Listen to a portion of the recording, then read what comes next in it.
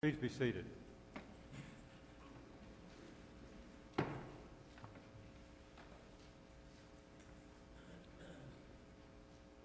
Music does various things for me. Sometimes I can just sit and listen to it and have all kinds of feelings that get going. Sometimes as I sit, I have particular thoughts or images that come to me. Then there are those times, and I suspect you know what I'm talking about, when you hear part of a song and you can't get it out of your head. I often curse those songs when that happens. Nancy curses those songs when that happens to me. But there are also times when just seemingly out of the blue, I will begin to hear or think about a song in my mind. And in those times, I think about why it is that that's happening, and that happened this week. I began to hear over and over throughout the week what I suspect is my theme song for the week, and it's "I've Got a Peaceful, Easy Feeling" by the Eagles. I tend to hear their music at different times, like "Take It Easy." That kind of comes to me sometimes when I need to back off. I won't tell you what happens when I hear Hotel California. That's just internal. But I began to hear "Peaceful, Easy Feeling" this week. It was not hard for me to figure out why. We've had months and months of many, many services, months and months of many, many activities, week after week after week of various things happening. And I came in this Monday morning, and it was kind of peaceful and easy for the week. We've started the process of doing a few things that we've talked during season. We identify things that we would like to do that we know we don't have time to do. And so then this time of the year, we try to move into doing those. And Mother Susie and I have started doing some things and beginning to plan for some things that are coming up, some classes, those sorts of things. Marnie has been able to do what Marnie loves to do more than anything, and that is to gather things together and throw them out. But it happens because we have that peaceful, easy feeling, right? Isn't that the sort of thing that you and I yearn for over and over? To somehow, after an intense time of life, perhaps after a time when we've had difficulties, sadness, grief, physical stress, those sorts of things, those times we yearn for those peaceful, easy times. We want that feeling that goes with those. Sometimes that's less about peace and more about calm. But that's okay. That's okay. That's what we look forward to. I've been through various situations with various people, and I've heard that yearning for peace. I have it myself. I get up in the morning and I turn on the television as I'm trying to wake up, and I hear about the violence of the night before. And I yearn for peace. Or they talk again about one of these incessant wars that have been going on for decades and we're involved in, and I yearn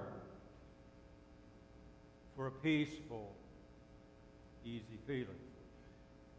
Sometimes we want that calm that's there, that hope that we can have a bit of rest. And sometimes we do things to try to keep that feeling.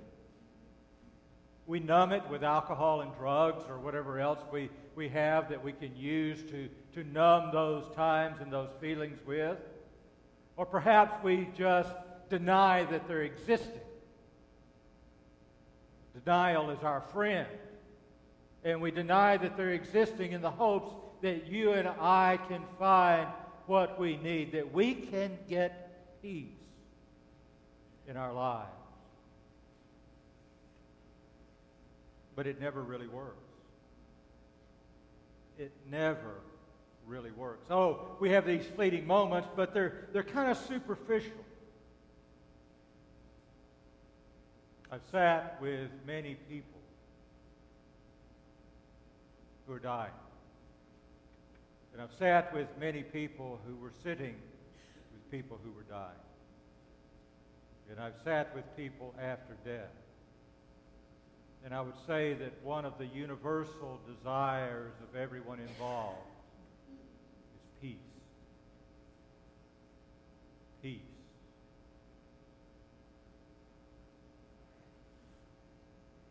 In our gospel, John continues this story of Jesus the night before the crucifixion. Jesus has talked with his disciples, and he's told them what is going to be happening as much as he can, even if they couldn't quite hear it all. He's been sketching this out for them. He's talked about what's ahead. And he's talked about love. He talked about that in our gospel last week.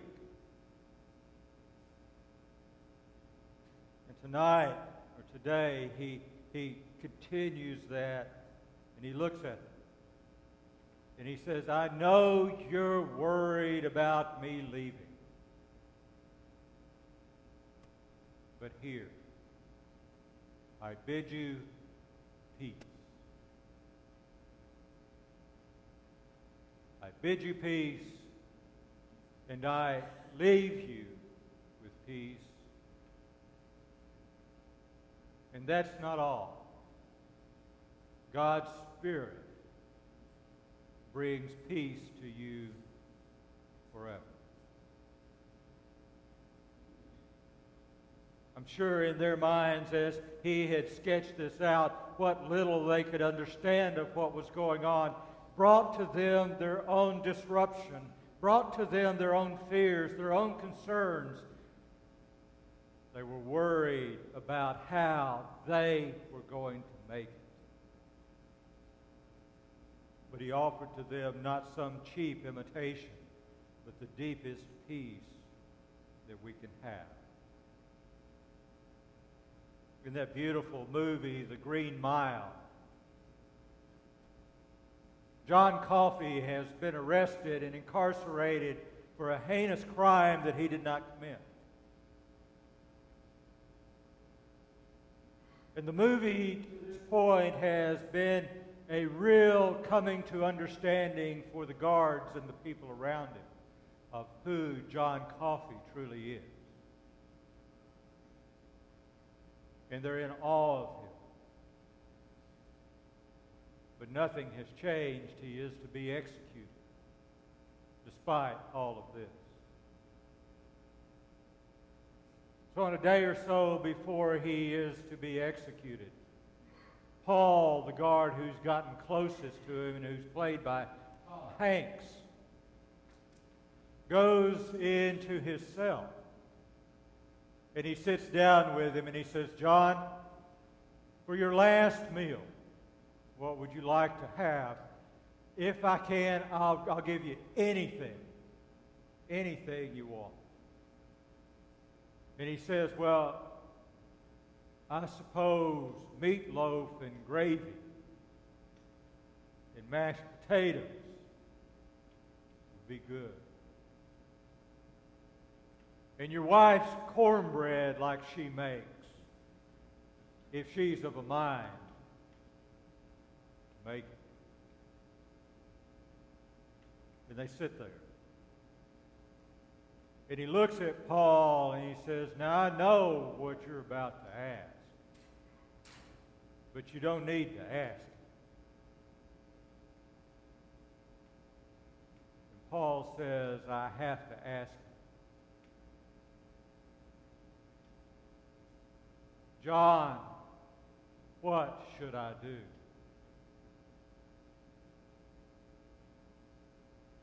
Should I let you out and let you run and see how long you can go before they catch you?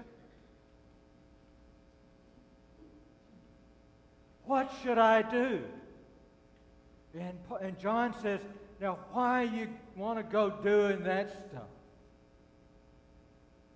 And Paul says, because when I meet my God on my day of judgment, I don't want to have to answer to him for why I killed one of his miracles.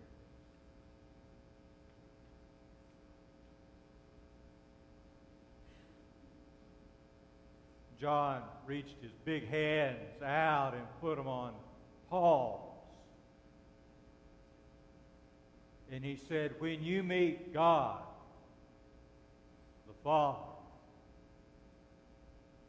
you tell him that you did it out of kindness. I don't want to walk this earth anymore. I don't want to see anymore how cruel people are to each other. Tell him you did it out of kindness.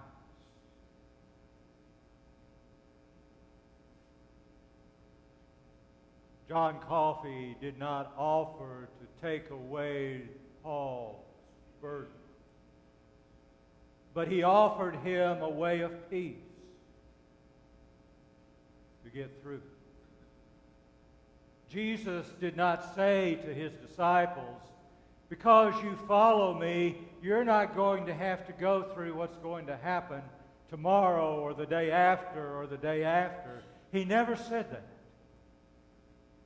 Rather, he said to them, to get through what you got to go through, here's my peace. It's what Jesus offers to you and me. He doesn't offer to take away all the difficult times in our lives. He doesn't offer to make everything rosy for us. But Jesus offers to you and me the peace that passes all understanding. And offers to us the courage and the strength to meet whatever is ahead of us.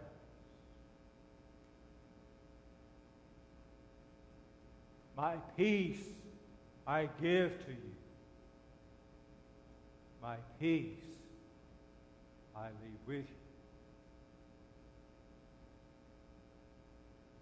So you and I gather wherever we gather in the hope of today, in the hope of tomorrow, in the hope of the resurrection in our own lives. And when we gather with God's peace.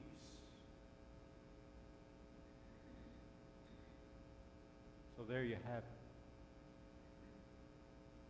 We walk the ways that are ahead of us, and we yearn for those peaceful, easy feelings, and sometimes we actually get them. And they remind us in those small glimpses that there is a deeper peace that comes from the presence of God in our lives. And that, my friends, is the peace that passes all